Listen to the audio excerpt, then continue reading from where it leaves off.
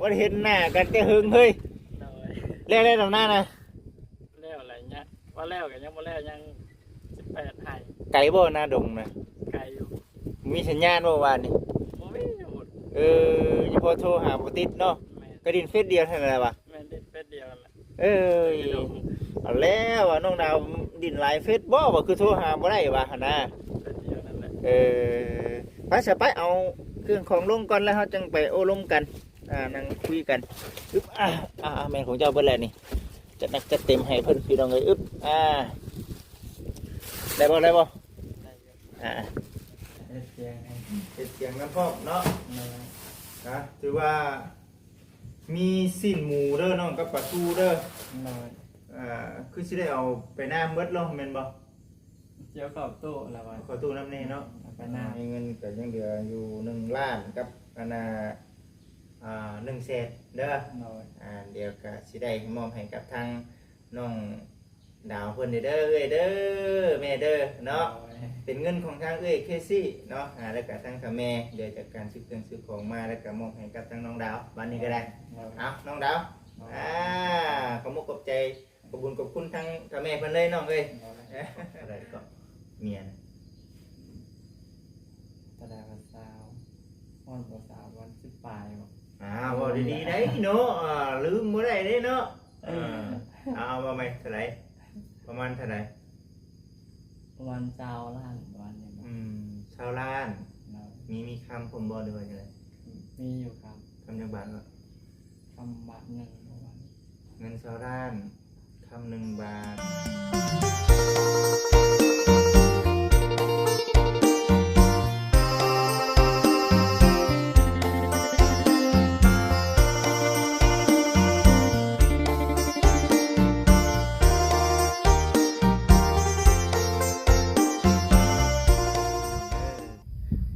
มาอีกวันนี้กับพวกพ่อกับประจิตคือเก่าเนาะเอากับทักทายสบายดี FC ทุกท่านทางฝั่งลาวฝั่งไทยทางต่างประเทศพวกพ่อกับประจิตคือเก่าเช่นเดิมเด้อพี่น้องเด้อเนาะวันนี้ก็อยู่ที่เฮือนน้องดาวเพิ่นถือว่าได้เรือนเติบเลยพี่น้องเอ้ยเนาะบ่ได้มาหาน้องเพิ่นบวกกับทางเวียกการงานน้ำให้น้ำนาน้ำแน่แล้วก็ทางน้องๆเนาะเพิ่นก็บ่ค่อยอยู่เฮือนอยู่ซ่านเพราะว่าไปให้ไปหน้าได้ซะก็ถือว่าคือเก่าพี่น้องเอ้ยเนาะมื้อนี้ก็ได้เฮ็ดตามคำบอกคำว่าที่ทางบ่จิตเว้าเมื่อวานนี้พอดีว่ามีทางเคซี่และก็ทางแม่อยู่ทางต่างประเทศพุ่นแหละพี่น้องเอ้ยเนาะสหรัฐอเมริกามอบหมายงานให้กับทางบ่จิตเป็นสะพานบุญให้เนาะ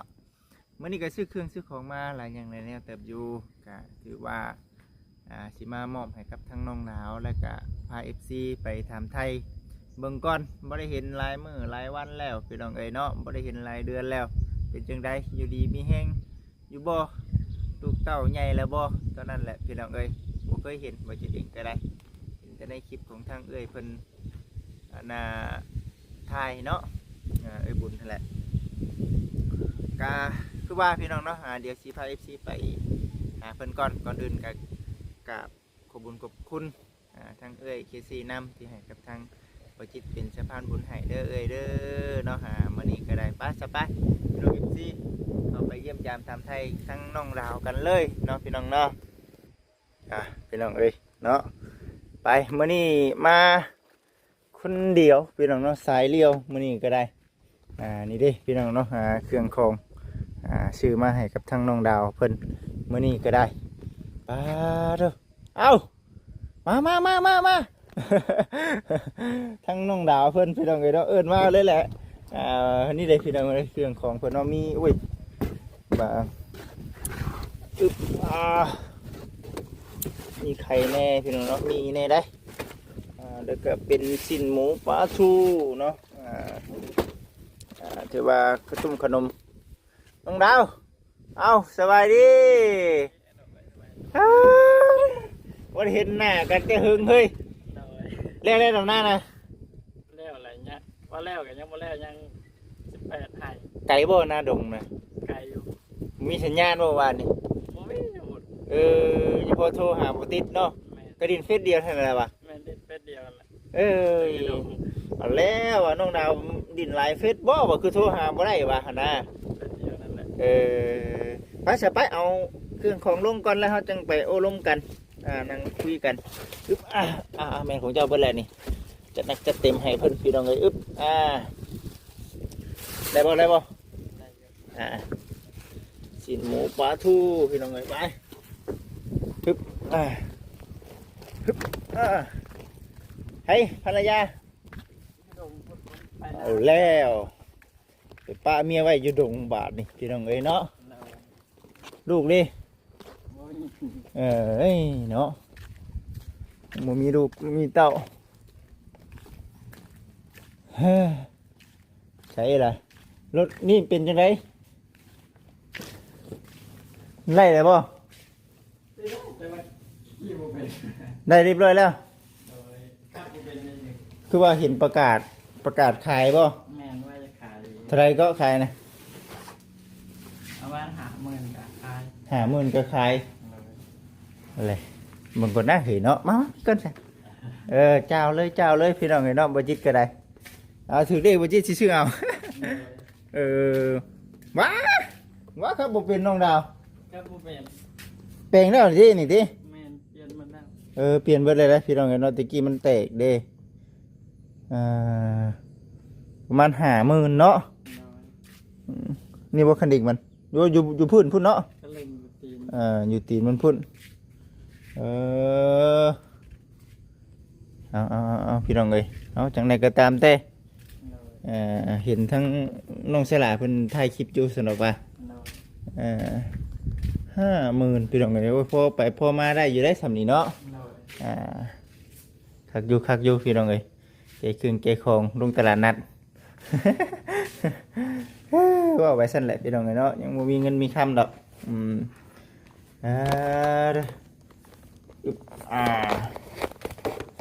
อยู่เพื่อนคนเดียวป่ะ แม่นอยู่เดียวคิดว่าจะออกไปนา มาเนาะบ่เฮงแนวนั้นน้องเพิ่นได้จักโมงได้ว่าดิ 11 โมงเหมือนกันที่2 บอกน้องเพิ่นว่าประมาณ10เด้อว่าประมาณ10โมงฟาดใส่11โมงพี่น้องเอ้ยเอาไหนก็ตามแต่เพื่อออกมาเฮ็ดนั่นเฮ็ดนี่น้องเอ้ย น้อย ขอโทษขออภัยหลาย คิดว่าสิไปมุ่งเกียงให้แล้ววันนี้ ๆมุงเถียงบ่มานี่ น้อย มุงเถียงพี่น้องเอ้ยเนาะโอ้ยเนาะแต่หึงแหละยังบ่แล้วอยู่เถียงนะ ช่วงนั้นแบบค่าดำนาเลย ดำหน้าบ่ช่วง แม่ นั้น น ดำหน้าน้ำใน น้อยดำนาเอ็ดเกียงให้ เฮ็ดเถียงน้ำพอกเนาะ น้อย นะถือว่ามีสิ้นหมูเด้อน้องกับปลาทูเด้อ น้อย คือสิได้เอาไปหน้าเมดลงแม่นบ่ เจียวข้าวตู้แล้ววัน ขอตู้น้ำแน่เนาะ ไปหน้าไปพอกินเลยอ่ะ ไปพวกกินเนาะแล้วก็มีไข่น้ำเด้อเนาะมีไข่น้ำแน่หน้าน่ะแล้วหน้าน่ะ แล้วเลยกับเห็ดหน้าข้าเจ้าอีกตรงหนึ่งเลยต้มกับก็ต้มกับบริญ่ายไปเรา18 ไฮเลยแหละทำไฮใหญ่ จริงอีเนาะ จริงอีอันนี้เนาะเฮ็ดนาจักทุ่มก็รวม ร่วมแล้วก็หน้าตัวน้องซื้อกับประมาณ10 ไฮกับตัว 10ให้ โดยกับนาไม่เท่าน้ บ่เป็นทงนี่ ำมันไม่เท่าก็หาเลือดทงเดียวเลย กำรวมๆเลยเฮ็ดจักทุ่มก็ ลอง ได้2ทุ่มเนาะ น้อย เด้อเอาถือว่าสู้ๆเนาะ น้อย แต่ว่าเที่ยงนะมุ้งไม่ชื่อแมันบ่ ฝาได้เลย ป่ายังบ่มีแต่นี่ เอาฝายังไง ยังบ่ เออ กับปูแป้นกับมุ้งปูแป้นปูแล้วแป้น ปูเป็นเนาะ น้อย ปูเป็นใส่สังกะสี แม่จังกะซีก็ยังเหลือไฟหนึ่งแล้วนะ สังกะสียัง แม่น สังกะสีโรซิ่งบ่หรือว่าสังกะสี จังกะซีธรรมดาเนี่ย สังกะสีธรรมดาเฮานี่แหละเนาะ น้อย เฮ็ดเองเลย แม่น บ่ได้มีบริจ้างคนบ่ หมอเอ็ดกับปะเถา ถือว่าเฮาก็เป็นช่างอยู่เด้ น้อย เฮ็ดไปใครยีดอกอันที่ว่านี่อยู่หน้าโดงพุ่นเดือนที่ว่า แม่นอยู่นะดอกมันบ่มีสัญญาณในข่าวพุ่น ขี่รถไปนี่จักหน้าที่รถจักรนี่ มันก็ไกลเติบอยู่นะ ได้เติบอยู่เนาะ โดย มันเป็นตาไปได้อยู่บ่ล่ะหนทางเฮา แต่ว่ารถใหญ่บ่ บ่นี่รู้จักธรรมดานี่บืนเป็นบืนบ่หรือว่าจั เนี่ ง ยรถจักรก็ไปยังยากนาขี่ผู้เดียวทางมันเปื้อนแห้งฝนตกเนี่ยดินมันบวม มันนั่นแหละพี่น้องเนาะพื้นที่ปัจจุบันนี่มันฝนตกลงมาเรื่อยๆเดี๋ยวมันเฮ็ดให้แบบว่าหนทางมันอ่อนบวมเนาะ แม่น อันนี้ว่าสิไปหน้าเมื่อเช้านี่ก็ฝนตกห่ำมาอีกเดี๋ยวขี้โง่ไปอีกพี่น้องบ่คิดก็ได้ ต้องผิดบริตกหลายมื้อเลย บ่ตกบ่ แม่นทางมันยังบ่แห้ง เอ เปื้อน เมื่อคืนนี่ก็ตกแห้งซับอยู่บ้านแห้งได้ โดยบริตกอยู่ มีแต่บดนั่นนี่แหละ ตก ตั้งแต่วันที่5บ่มันบดนั่นนี่ลงงอนมื้อนี้ตกแน่ โอ้ตกดีเลยพี่น้องตกเทศตกวันเนาะนั่นแหละพี่น้องเอ้ยเนาะอันนี้ก็ถือว่าเป็นเอ้ยเคซี่เด้อ น้อย เคซี่ทางเจ้าสันเดิมเพิ่นนั่นแหละเพิ่นก็ถือว่าฝากเงินมาให้กับทางบ่จิตนะโอ้ยแต่หึงเลยเด้แต่หึงเนี่ยก็ถือว่าโอ้คือดำให้ดำได้ คือกันว่าพอดีแหละกับสิ้นหมูเนี่ยก็เฮาแบบบ่ทุ่งนี่อันนี้ก็ยังบ่ได้เพิ่นก็บอกว่าให้เอาน้ำห่านแหละแต่ว่าเฮายังบ่ทุ่งบ่ทัน น้อย ว่าอ้ายก็หาก็แล้วนะ น้อย ยังบ่ได้ไปเอาเครื่องเอาของก็เลยแวะเข้าตลาดไปซื้ออยู่ในตลาดเบิดเลย น้อย สิ่งของสิ่งนี้ก็ได้ก็เลยว่าเอ้าพี่น้องเอ้ยเนาะมีแต่ว่ามื้อนี้มาฮอดมาถึงเด้อเด้อเนาะอยู่ดีมีแห้งอยู่แล้วว่ะ น้อยอยู่ดีมีแห้งอยู่ หน้าน่ะแล้วเนาะหน้าน่ะเนาะ แล้วล่ะ เพราะว่าทั้งเอ้ยเพิ่นก็คิดนำอยู่ว่าเป็นจังได๋ว่าซั่นน้องดาวเพิ่นแล้วเด้อบ่ให้หน้าตากะว่าซั่น น้อย แต่ก็ปัจจุบันนี้มีแต่เฮ็ดเถียงปัจจุบันนี้เนาะ เฮ็ดเทียงกับเฮ็ดเทียงแล้วจะไปดันโต18ไฮนั่นแหละ โอ้ยังบ่แล้วเนาะแล้วแต่หน้าตัวเองยังหน้าตัวเฮ็ดหน้าเจ้า หน้าเจ้าของน่ะแล้วเด้อเนาะแต่ว่าเฮาไปเฮ็ดหน้าเขาเจ้า แม่น 10กว่าไร่ แม่น ประมาณจักมื้อ ก็เฮ็ดกับประมาณทิศปลายบ่มันไฮใหญ่แน่ กับทิศป่านี่มันก็บ่ได้ธรรมดาเด้พี่น้องเอ้ยเนาะ น้อย โอ้คือสิหลายเติบอยู่เด้อกับอาทิตย์หนึงนี่นะ น้อย 10กว่าไร่ติมันมีแต่ไร่ใหญ่ๆบัดนี้เนาะเอานั่นแหละพี่น้องเอ้ยเนาะถือว่ายังคือเก่าอยู่พี่น้องเอ้ยเนาะเพิ่นชานดันเป็ดยังงามคือเก่า น้อย บ่ได้ค่อยอยู่เฮือนเดี๋ยวนี้ แม่นมีแต่ตื่นมาก็เข้าไปดมคำมาแล้วก็มานอนบ้าน มีแต่ไปดงอย่างเดียวเนาะ แม่นจะให้ชวน ไปให้ไปหน้าอยู่หั่นเด้พี่น้องเนาะไปหน้าตะกร้ามันอยู่หั่นนั่น ให้ แห หน้า ละ ก็เจ้าถ้าเฮ็ดหมดก็เฮ็ดไว้นี่เฮ็ดครึ่งเดียวนะ บ่ แม่น ก็เห็นว่าเดี๋ยวว่าแห้งเนาะ น้อย พี่น้องเนาะว่าสิไปดำหน้าช่วยบ่ไปแล้วพี่น้องบ่จิตเด้อ น้อย หากะเลี้ยวนี่เนาะก็แล้วดิบุกก่อนบุกก็เวียกก่อนพี่น้องเนาะและแล้วให้แล้วนามาอยู่เฮือนอยู่ชั้นปัดแต่งมันเนาะฮู้คืออยู่ได้นี่หยัง งานกับเสียอยู่ในเสียขึ้นอีก เนาะยามฟ้ายามฝน แม่น ยามฟ้ายามฝนมันอันนั้นพี่น้องเนาะมันหญ้า ถ้าเฮาบ่เสียแห่งกว่าอีหยัง พวกเราห้ามในปลูกเองบ่เดี๋ยวมันขึ้นดิ มันขึ้นเองนะ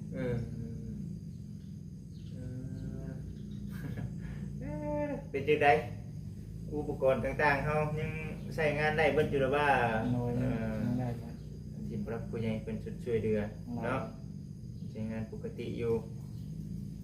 ถือว่าเมื่อก่อนก็ถือว่าโอ้ยหลายอย่างหลายแนวพี่น้องเด้อเนาะหาผู้รับผู้ใหญ่เป็นชุดช่วยเนาะ น้อย ปัจจุบันนี่ก็คือว่าในหั่นแหละพี่น้องเอ้ยเนาะมีแต่เฮ็ดให้เฮ็ดหน้าวันนี้ก็ได้ แม่น ถึงบ่ได้แต่งงานนะพูดแต่งงาน บ่ฮู้ถ้ามีเงินนี่ ถ้ามีเงินก่อนบ่ น้อย อันนี้ยังบ่ได้แต่งงานบ่น้องหรือว่าจังได ย่าง ขอแล้ว น้อย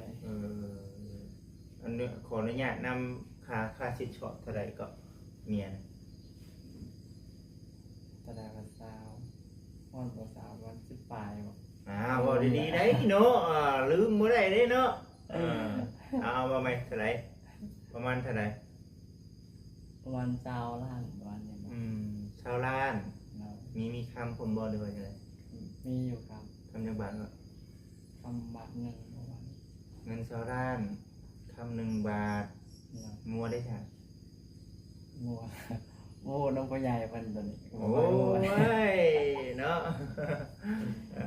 นี่เราดิเฮาได้อยู่น้ำลูกสาวเพิ่นน่ะพ่อเนาะ เลย เรื่องตัวนั้นให้ผู้ใหญ่เป็นจัดการว่าซั่น แม่น แต่ว่าพอฮู้คร่าวๆพี่น้องเอ้ยเนาะ เลย พอฮู้คร่าวๆเอาถือว่าขอให้เป็นพังเป็นพาแน่น้องเอ้ยเนาะช่วยกั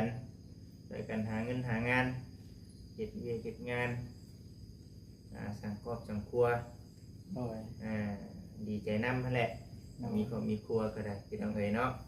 FC เพิ่นก็เห็นอยู่แล้วว่าเนาะนำน้องชนะเนาะแม่นบ่ แม่นนำทั้งแม่บุญก็เห็นเพิ่นก็ นั่นแหละแต่ว่า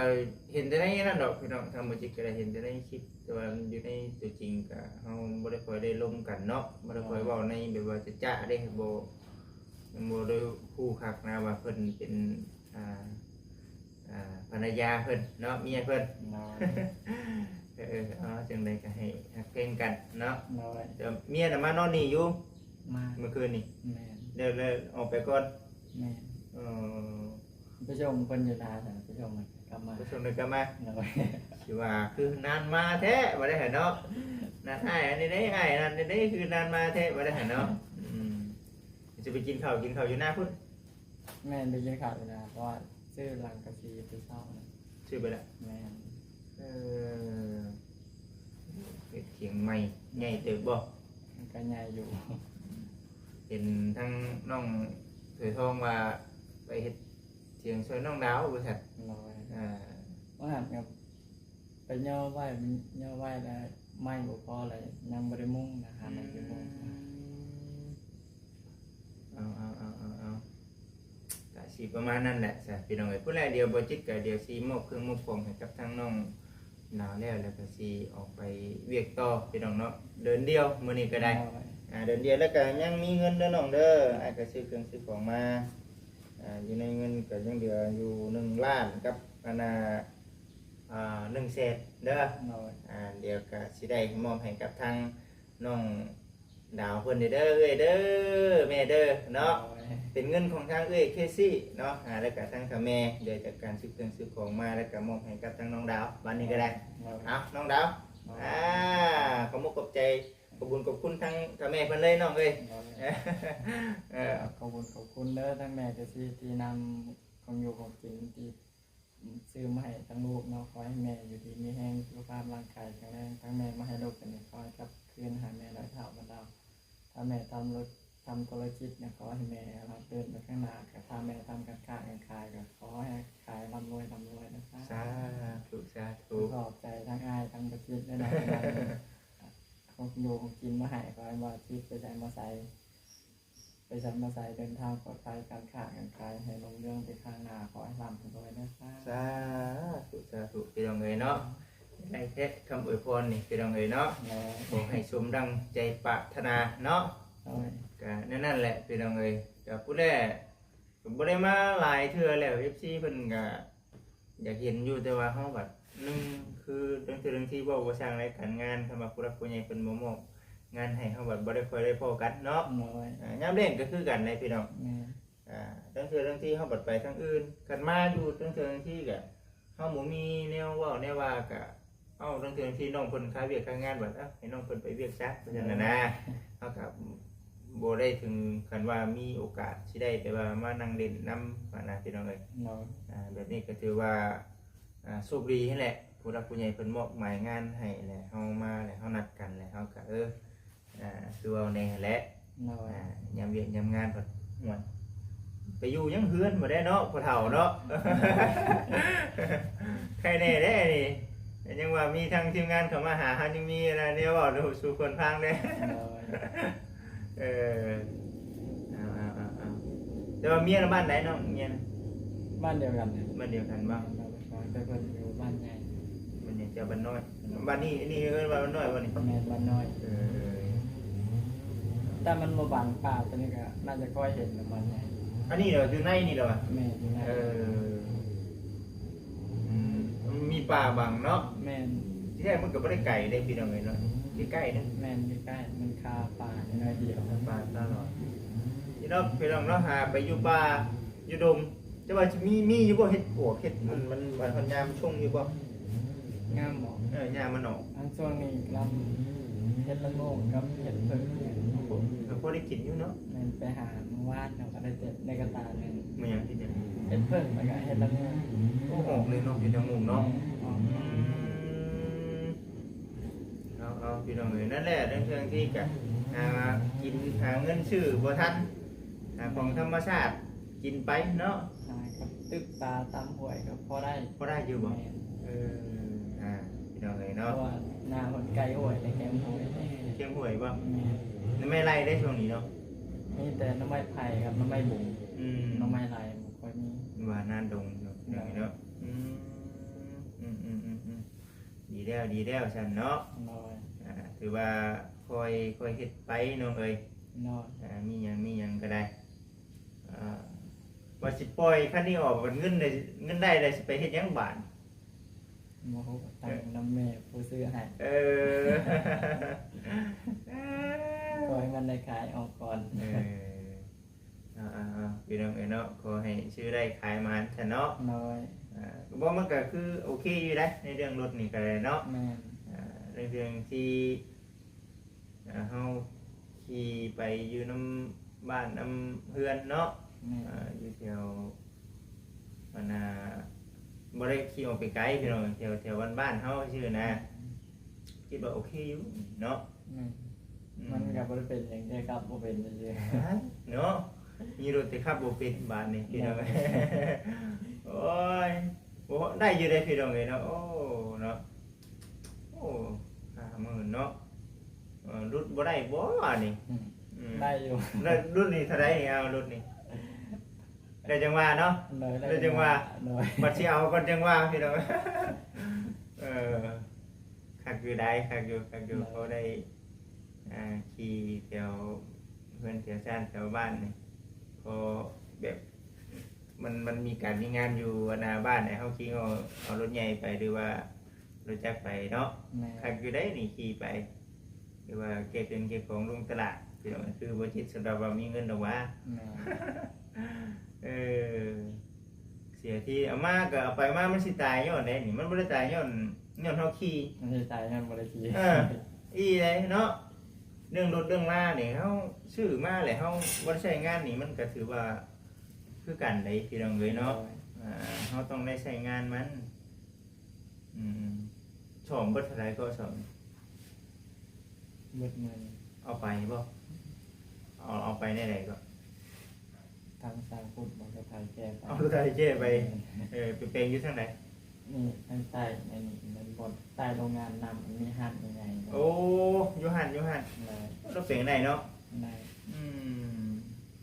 โอ้ยพี่น้องเอ้ยรถลานยาพาหนะนี่บัดมันพีมนก็บ่ได้ว่าแต่รถ4ล้อเฮาได้รถนี่รถเลยเนาะรถนี่มันก็ซ้ำรถนั่นหนึงพุ่นได้พี่น้องเอ้ย รอ เนาะ บหนึ่งกันให้มันได้เพลหลักมดลายอยู่ พูดแรกซะเด้อน้องเด้อ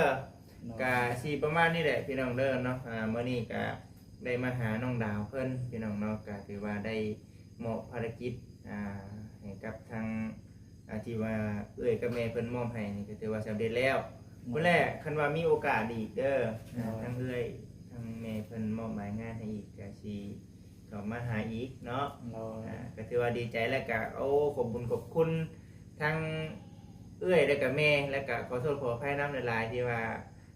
สักชาแน่แต่ว่ากับมื้อนี้นำสิ่งของหรือว่าเป็นเงินมาให้กับทางน้องเพิ่นสำเร็จเสร็จสิ้นแล้วก็ขอขอบคุญขอบคุณหลายๆเด้อเอื้อยแล้วก็แม่เด้อเนาะขอให้อยู่ดีมีแรงปราศจากโรคภัยไข้เจ็บทุกประการได้ไปใช้มาใช้ก็ขอให้ตลอดปลอดภัยเป็นห่มโพห่มไส้ให้กับลูกกับเต้าแล้วก็คนทุกคนยากตลอดปีตลอดไปแล้วก็ขอขอบคุณกับคุณ FC นะเนาะที่กำลังติดตามรับชมอยู่พี่น้องเอ้ยเข้ามาแล้วก็จะพากดข้ามโฆษณาเนาะมื้อนี้มาหาน้องดาว